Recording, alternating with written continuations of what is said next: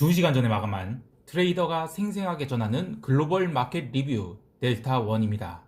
아유, 우리 시장은 어제 놀라운 상승을 보였죠. 우리만 그런 게 아니라 홍콩도 초강세였습니다. 미국도 아시아 세션부터 꾸준히 올라서 옐런 청문회 때 잠깐 흔들리긴 했지만 나름 종가 고가로 끝났고요. 그런데 유럽만 밀렸네요. 그래도 대부분의 자산군들은 리스크 온을 보여주고 있었는데요. 우리 시장은 오늘 기아차의 애플카 협력 이슈로 델타가 좀 위로 열려 있을 것으로 예상되죠. 여러 가지로 난이도가 높은 하루가 될 것 같아요. 그래도 강세장을 지속적으로 콜합니다.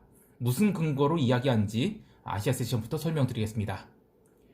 코스피 시장은 어제 출발이 생각보단 약했어요. 선물 시가가 플러스 0.62% 올랐는데 이게 약하다고 하면 어떻게 하느냐 할 수 있는데요. 시장이 강약을 결정짓는 요소에 꼭 포함시켜야 될 게 변동성입니다. 변동성이 낮은 상황에서 0.62% 갭상승이 나온 것은 굉장히 강한 겁니다. 하지만 초고변동성 장에서 선물 시가가 0.62%밖에 오른 것은 이거는 절대 강한 게 아니에요. 물론 상승 후 롱포가 5분 만에 쫙 나오긴 했죠. 그런데 호가 없이 올랐어요. 그리고 그 뒤로 다시 410선 초반까지 다이렉트로 밀렸죠. 장 초반 이 5분 사이에 고점 대비 밀린 폭이 거의 1%에 가까웠습니다. 그래서 이거 오늘도 고변동성 장세가 시작되는 거 아닌가 그랬는데, 그래도 오늘 롱을 유지할 수 있었던 강력한 근거가 있었고 앞으로도 이 근거는 유효할 것이기 때문에 한번 잘 들어보시기 바랍니다. 바로 선물 베이시스입니다. 이 선물 시장을 볼 때 30초 봉이나 1분 봉으로 선물 베이시스를 꼭 보시기 바랍니다. 사실 이 선물 베이시스 하나만 갖고도 시장에서 굉장히 많은 정보를 얻어낼 수 있거든요. 제가 옛날에 일하던 트레이딩 펌과의 어떤 비밀 유지 계약이 있어서 관련된 로직을 공개하거나 할 수는 없는데, 그래도 좀 힌트를 드린다면 선물 베이시스의 본질이 무엇인지를 아주 깊이 탐구해 보시기 바랍니다. 그리고 그거를 타임프레임을 잘게 자르고, 그리고 코스피 200 지수 같은 기초자산의 흐름과 한번 비교해 보시기 바랍니다. 그럼 거기서 얻어낼 수 있는 정보가 엄청 많아요. 그냥 선물 베이시스가 얼마다, 평균 베이시스가 얼마다 이 정도가 아니라, 하여튼 여기까지 하면 되고, 하여튼 아마 선물 좀 공부해 보신 분들은 이 말이 무슨 말인지 좀 감이 오실 것 같아요. 아무튼 오늘 장 초반 30분간의 선물 베이시스가 나쁘지 않았어요. 그 이야기는 시장에 숏돌이들이 별로 없었다는 거예요. 게다가 오늘 더욱 롱을 볼 수 있었던 근거는 주식시장에서 기관이 주식을 시초가부터 대량으로 매수해 들어오기 시작했다는 겁니다. 자, 그런데 보통 기관이 주식을 사면 어떻게 사요? 알고리즘 트레이딩으로 추세적으로 사죠.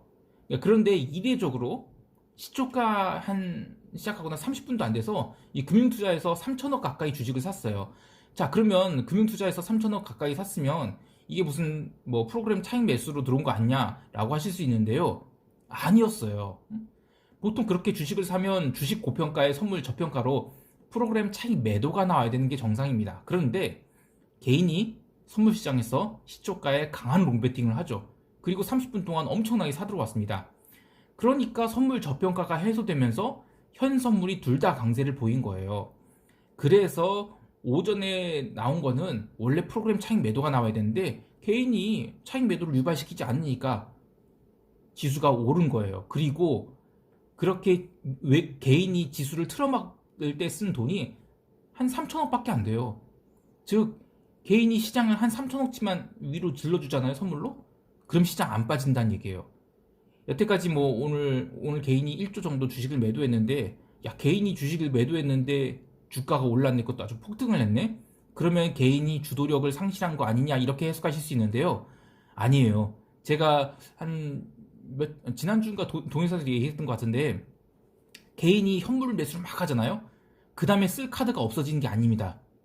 더 적은 금액으로 선물 시장에서 베이시스만 키우면 현물은 이미 다 매집한 상태에서 아주 레벨업을 시켜버릴 수가 있어요. 그래서 저는 시장을 계속 좋게 보고 있습니다. 자, 아무튼 다시 얘기를 들어올게요.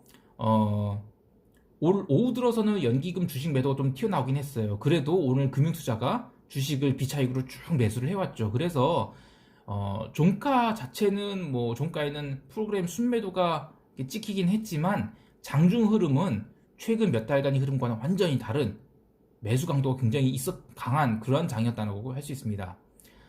또 체크해 볼 만한 게 더 있는데요. 외국인은 처음엔 주식을 적극적으로 사지 않았어요. 그런데 10시 30분 이 홍콩장이 시작하면서 이 홍콩장이 워낙 이제 강세로 움직이니까 이 현물 시장에서도 바스켓으로 주식을 삽니다. 우리 시장에서도요. 그러면서 선물 매도 친 것도 걷어버려요. 그리고 또 옵션 시장에서도 재미는 있었죠. 지수가 처음에 이 420을 터치하려고 하니까 옵션을 관찰해 보신 분들은 아마 이런 거 느꼈을 겁니다. 합성 선물이 초고평가네? 무슨 일이지? 자, 그러니까 이 선물은 못 올라갔는데 합성 선물은 막 굉장히 강세를 보였다는 거죠. 이거 전날 전월물의 데자부죠. 그러니까 개인이 델타를 위로 강하게 돌리기 위해서 이 콜옵션을 사들이고, 그리고 그러니까 이젠 콜 고평가 일어나고 그 옵션에 스마일이 생기는 거예요. 그래서 점심 이후로는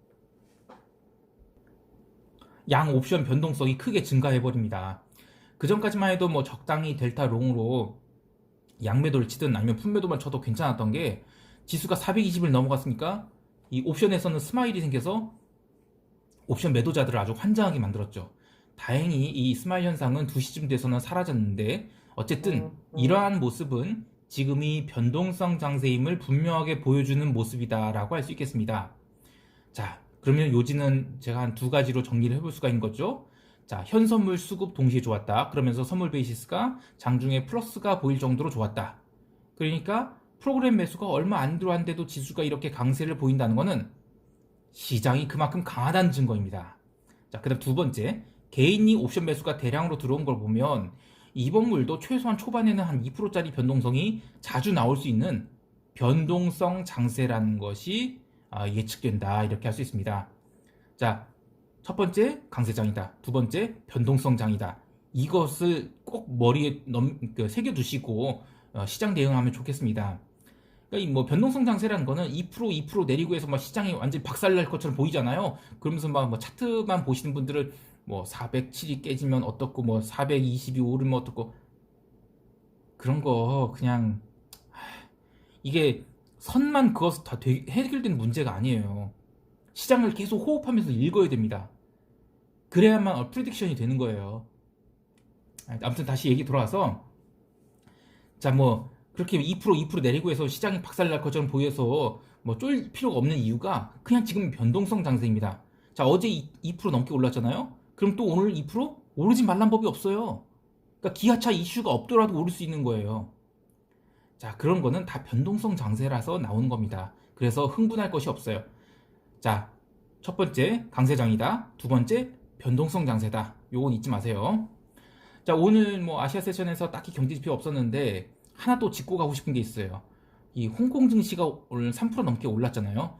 강구퉁이라고 해서 본토 증시의 자금이 홍콩 증시로 유입돼서 홍콩 증시가 오르고 있다는 건데, 이건 뭐 언론에서 다루고 있는 이야기고, 기술적 분석 잠깐 얘기를 해보면 일봉상으로 2019년 4월에 기록한 고점이랑 2020년 1월에 기록한 이 고점권을 연결한 추세 하락선을 지난주 1월 13일인가 그때 이제 위로 돌파하면서 커버링이 쌓일 어떤 그런 준비가 되어 있었던 거예요. 그리고 어제 커버링이 나온 겁니다. 물론 이거, 야, 너 방금 기술적 분석 무용론에 대해서 얘기하고 지금 또 기술적 분석 얘기하는 것도 무슨 소리냐라고 하실 수 있는데요. 무용론이란 걸 얘기하는 게 아니고요. 시장에는 자기만이 바이어스가 있어야 돼요. 그런데 직접 트레이딩을 안 한 사람들은 바이어스가 없는데, 그게 문제는 뭐냐면, 그러다 보니까 이렇게 말을 해도 되고 저렇게 말을 해도 되고 다 빠져나갈 이 보험들을 다 들어놓습니다. 근데 그런 사람들이 어떻게 트레이딩을 해요? 저는 트레이딩 할 때 보험 안 들어놔요. 무슨 얘기냐면, 제가 방향성을 보고 또는 뭐 어떤 여러 가지 상황들을 보고 포지션을 잡잖아요. 내가 포지션을 잡을 때 어떤 근거가 있는데 그 근거가 망가지지 않는 이상은 저는 손절 안 해요. 벌었다고 해도 근거가 망가지면 바로 잘라버리고, 근거가 가격 손절을 합니다. 물론. 근데 가격 손절이 뭐 여러분들이 생각하시는 1% 2%가 아니에요. 완전히 잘못 봤을 때는 그냥 아무리 무슨 뭐 벤츠 한 대가 망가져도 그냥 손절을 칩니다. 오늘 내 근거가 틀렸으니까. 그런데 근거가 틀리지 않으면 손절할 필요가 없어요. 왜? 고변동성 장세에서는 그렇게 춤을 추는 게 정상입니다. 만약에 이제 어제 숏을 보신 분들이 오늘 종가까지 만약 홀딩을 했다고 생각해봐요. 그럼 굉장히 큰 평가 손실을 입을 거 아니에요. 근데 오늘 또 올라봐요. 그럼 어떻게 하겠어요? 손절 안 하겠어요? 손절을 할 수밖에 없어요. 뭐 마진콜 때문에 손절이 문제가 아니라 그냥 지금은 고변동성 장세입니다. 그래서 자기 방향성을 확실하게 갖고 대응하는 게 좋아요. 자, 아무튼 얘기로 돌아와서 이 중국이나 홍콩은 적극적으로 돈 풀기 한 나라가 아닙니다. 그래서 저는 오늘 어제 이게 슈팅이 나온 게 계속 유지되기는 좀 힘들 거라고 봐요. 물론 이렇게 고점 한번 만들었다고 해서 바로 부러지거나 그런 건 아니지만 어쨌든 어제 그 홍콩이 오른 거는 기술적 분석으로는 이 커버링에 의한 슈팅이 아니었을까 그렇게 생각하고 있습니다. 자, 유럽 세션 넘어가겠습니다.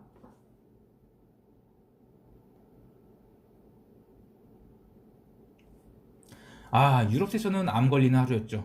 제가 올 초에 편입한 푸찌를 지난주에 언더슈팅이 있었을 때까지 다 견뎌가면서 들고 있었는데, 그래도 참 좀 징그럽게 뭉갰어요. 근데 뭐 로컬 이슈 때문에 그렇긴 한데, 제 기준에는 이 억당 4계약 정도가 이제 견딜 수 있는 가장 센 레버리지였거든요. 그런데 4계약도 불편하긴 합니다. 예. 증거금 엄청 쳐먹는데, 돈이 안 되고 졸졸 흘러내리니까 짜증이 나죠. 또 제 포지션이 워낙 고점을 잡은 상태에서 뭐 큰 손실 상태이긴 한데 어쨌든 아직 이어 투 데이스로는 푸시가 아직 이익 상태입니다. 그래서 제 포지션은 개박살이 난 상태지만 손절은 안 하겠습니다. 이 단순 가격이 아닌 근거가 있는 손절을 하게 된다라고 했죠. 근거가 있으면 뭐 그랜저를 한 대 폐차시키더라 하더라도 손절을 해야죠. 어쨌든 다시 이야기로 돌아와서 처음 출발은 유럽이 좋았습니다. 아시아 세션에서 뭐 미국 지수 선물 워낙 강세였고 따라서 유럽 증시가 전일 마감 이후 오른 상태에서 또 갭 상승 나왔기 때문에 뭐 한번 오늘 제대로 달릴 수도 있겠다 싶었는데 또 제가 리스크온 지표로 보는 유로엔 같은 경우에도 아시아 세션부터 계속 강세가 나왔어요. 하여간 제 기준에는 모든 게 리스크온이었는데 유럽 본장 시작하면서 약간씩 밀리길래 뭐 처음에는 뭐 갭 상승 나왔으니까 을에 나올 수 있는 조정이라 보고 크게 신경을 안 썼어요. 그리고 오후 7시에 그 독일 GW 경제 전망 지수가 서프라이즈 나왔어요. 61.8포인트면 아주 서프라이즈입니다. 물론 이 지표는 약간 이 롱바이어스가 있으신 분에게 서베이하는 거라서 좀 걸러들어야 하긴 해요. 근데 어쨌든 유로존 경제 전망도 잘 나왔고요. 그런데 이 어제부터 계속 나오고 있는 이 독일이 2월 15일까지 락다운 연장하겠다 이런 얘기 때문인지 시장이 좀 힘이 없었다? 라고 해석을 해야 될 것 같아요. 자, 그렇다고 해서 뭐 폭망이냐 그런 건 아니고요. 긍정적인 것들 얘기를 해보면 이탈리아 국채 계속 오르고 있고요. 또 원자재들도 뭐 기름, 구리, 뭐 소폭이지만 반등했고요. 또 유로화도 뭐 달러 강세로 뭐 다 부서질 것처럼 얘기했는데 살짝 반등을 했어요. 변동성도 줄고 그냥 저는 쉬어가는 것으로 보고 있습니다. 다만 여기서 계속 쉬잖아요. 그러면 이제 다시 21선을 부러뜨리는 그런 하락이 나올 수 있죠. 그래서 그 점은 경계해야 되는데 이게 아무리 봐도 오늘 일은 아니고요. 목요일에 ECB 금리 결정이 있고 라가르트가 기자회견을 합니다. 그때 뭔가 시장이 상승할 수 있는 모멘텀을 찾지 않을까 그렇게 생각을 하고 있습니다. 자, 이제 미국 세션 가겠습니다. 미국도 저는 이 강세장 뷰 계속 유지하고 있어요. 우선 옐런 청문회에 대해서 사람들이 약간 좀 우려하고 있었던 것 같은데요. 저는 전혀 걱정이 안 됩니다. 이런 말씀을 드리고 싶은데요. 지금 우리 시장의 내재 변동성이 40포인트가 넘어요. 어제 또 올라서 이제 40포인트대도 됐는데 그래서 막 2.5% 뭐 2.5% 빠지고 그래서 막 투자자들이 겁먹잖아요. 근데 S&P 내재 변동성은 지금 25포인트대입니다. 유럽은 더 낮아요. 22.45포인트. 이게 웃긴 게요. 코로나 말고 그보다 한참 그러니까 2018년 이전에는 S&P 변동성보다 유럽이 변동성이 더 높았습니다. 그러니까 유럽이 모멘텀이 이제 사라지는 상황에서 미국으로 자본이 집중되다 보니까 S&P 변동성이 더 커진 거거든요. 그러니까 아무튼 간에 우리 시장의 내재 변동성보다 지금 미국이 내재 변동성이 훨씬 더 낮습니다. 만약에 청문회에서 뭔가 폭탄이 나오려고 한다면 시장이 먼저 반응을 해서 변동성이 올랐겠죠. 그리고 뭐 25포인트대의 변동성이 히스토리컬로 따지면 절대 낮은 건 아니지만 지금 코로나 시대잖아요. 그런 걸 적용하면 25포인트의 변동성은 굉장히 안정적인 변동성입니다. 야, 25포인트라면 옛날에는 옵션 매도를 해서 황금밭이었는데 뭐 세상이 바뀌었죠. 어쨌든 자, 요지는 변동성이 올라야 시장이 겁을 먹는 겁니다. 우리 시장은 이 고변동성 시장이라 해도 미국은 그렇지 않아요. 그렇기 때문에 오해하지 말아야 됩니다. 우리 시장 뭐 2.5% 2.5% 빠졌으니까 미국 시장이 뭐 날 잡아서 한 번으로 와장창 빠질 거야. 그런 생각할 필요 없어요. 만약에 변동성이 터진다, 그럼 쫓아가면 돼요. 예. 그리고 실제로 이 청문회는 오늘 큰 이벤트가 아니었고 그냥 시장을 보면 저는 이 바이든 랠리가 좀 지속된다? 그런 느낌이 들고 있습니다. 목요일 새벽에 이 취임식이 있는데 그때까지는 그래서 계속 달리지 않을까 싶어요. 뭐 그 이후에 빠질지 뭐 아니면 거기서 더 달릴지 그건 모르겠습니다만 어쨌든 기성 언론에 막 휘둘리지 말고 트레이더들이 실제로 현장에서 숨 쉬면서 느끼는 그런 지표들을 보고 판단을 하셔야 도움이 될 거예요. 자, 어쨌든 청문회는 뭐 시장에 별다른 영향 없이 지나갔고요. 청문회 끝나고 뭐 나스닥은 자기 갈 길 가겠죠. 개별 종목 보면 빅테크 중 구글이 개폭등을 했어요. 이거 좀 눈에 띄고 또 넷플릭스 같은 경우에는 장마감 이후에 실적이 나왔죠. 유료 가입자 증가 때문에 애프터마켓에서 그 12.16% 상승한 상황입니다. 또 본장에서 마이크론 테크놀로지 5.92% 상승하고 뭐 AMD, 인텔 다 올랐죠. 뭐 아이고 코스피 뭐 삼성전자, 하이닉스 또 달리겠네요. 하여간 시장 참 좋습니다. 그리고 제약주들이 좀 올랐어요. 근데 그 중에서 그 길리어드 사이언스랑 일라일리가 4% 올랐는데 길리어드는 그동안 너무 못 올랐던 거라서 튄 거고 일라일리는 이거 치료제 이슈 조만간 나올 것 같아요. 자, 그런데 그 파이자 기억나시죠? 그 백신 이슈로 파이자 한참 올랐다가 실제로 백신 나오고 나선 다 도루묵버린 거. 저도 치료제도 똑같을 것 같아요. 그래서 또 생각해볼게. 잘 생각해보세요. 치료제는 병 걸린 사람들한테 치료를 하는 겁니다. 그런데 백신은 병이 안 걸린 대부분에게 맞히는 거예요. 그럼 시장이 어디가 크겠어요? 당연히 백신 시장이 훨씬 크고 치료제는 훨씬 작습니다. 그렇다고 해서 치료제한테 비싼 값을 받을 수 있을 것 같아요. 뭐 병당 30만 원씩 받을 수 있을 것 같아요? 못 받아요. 분위기가 있어서. 그렇기 때문에 일라일리가 치료제 이슈로 오른다고 하면 과감하게 때리고 나와야 됩니다. 그러나 이슈가 나오기 전까지는 꾹 홀딩해서 추세 추종 챙겨야겠죠. 네. 자, 그 외에 뭐 EM이 초강세 이어나가고 있고요. 채권은 뭐 별다른 변동 없었고 계속 변동성 가라고 있습니다. 이거는 리스크 온이에요. 자, 바로 시장 총평 들어가겠습니다.